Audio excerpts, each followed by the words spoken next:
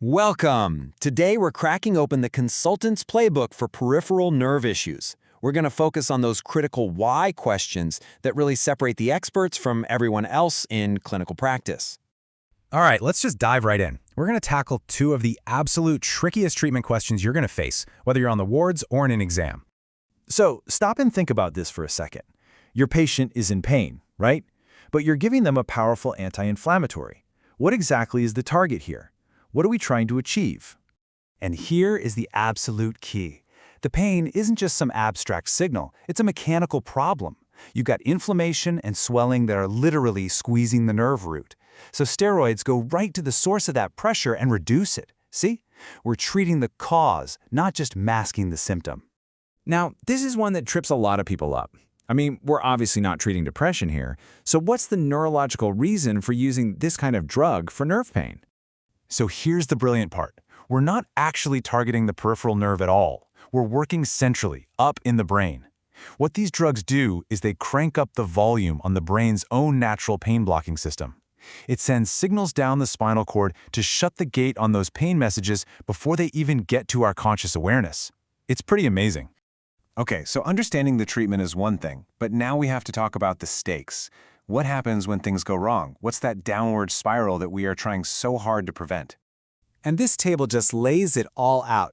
It's a chain reaction. It starts with motor weakness because denervation makes the muscles waste away.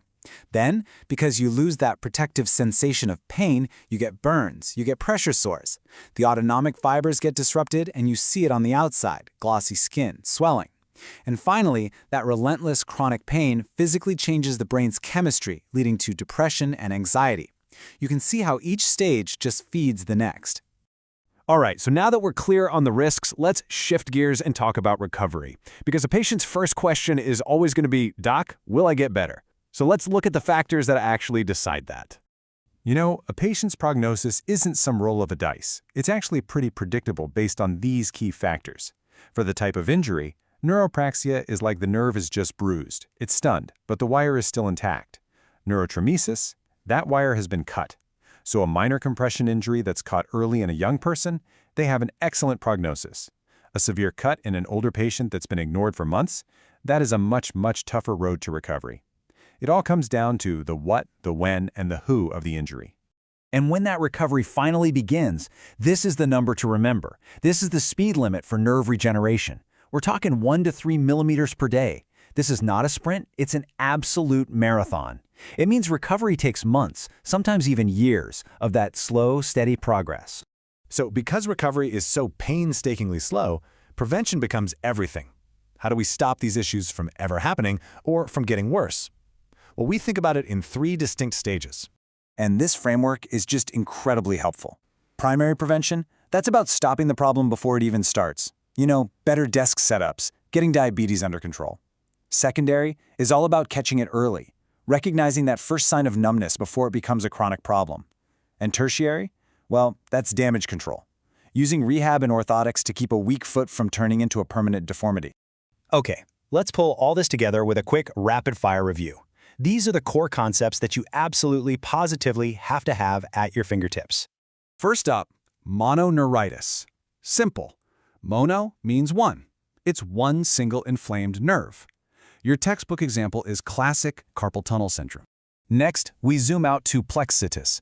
Now we're not talking about a single nerve anymore. We're talking about a whole network of them, a plexus. The symptoms are way more widespread because the problem is just bigger. And then we have vertebrogenic pain. And here's what you have to remember. The problem isn't where the pain is felt. The source, the genesis of it, is in the vertebrae. The problem starts in the spine itself. Ah, the classic diagnostic challenge. Is it radiculopathy or is it neuropathy? The answer is all in the pattern. Radiculopathy follows a very specific roadmap, a dermatome. Neuropathy is more like a fog rolling in, that classic stocking glove pattern you hear about. Okay, here's a tough one. A resident orders an EMG for a patient with an acute nerve injury, and they order it for the next day. Why do you, as the consultant, tell them to cancel it and rebook in 3 weeks? What exactly are you waiting for? The answer comes down to physiology. The EMG is looking for the electrical fallout of nerve damage, but it's looking for it in the muscle. And that process, The breakdown of the nerve fiber and the changes in the muscle, it just takes time. If you test too early, you will get a false negative, simply because the evidence hasn't had time to show up yet. So how do we put all of this together in a clinical setting? You follow this 5-step playbook. Your history gives you the story. Inspection shows you the physical damage. Your motor and sensory exams help you pinpoint the location. And finally, your special tests are there to seal the deal. You master this approach, and you'll be able to confidently tackle any peripheral nerve problem that walks through your door.